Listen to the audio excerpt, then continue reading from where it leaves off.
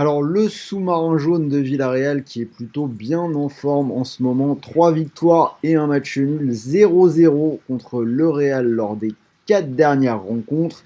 Ils ont gagné ce week-end du côté de Grenade 4 buts à un seul but encaissé lors de ces 4 matchs, donc c'est plutôt bien. Une équipe solide à la maison. On peut noter que lors des 3 dernières réceptions pour Villarreal, on a 2 nuls contre des gros, 2-2 contre l'Atlético et donc ce 0-0 contre le Real Madrid.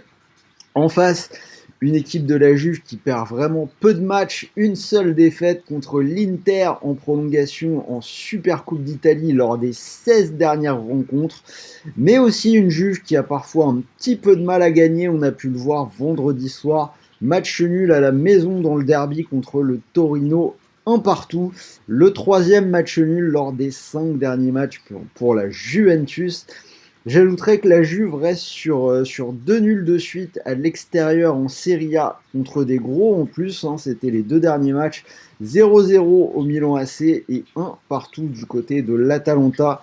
Donc je pense que vous commencez un petit peu à me voir venir avec mon prono. J'ajouterais à ce que je viens de dire que c'est un match aller, Villarreal n'aura pas Gérard Moreno pour celui-là.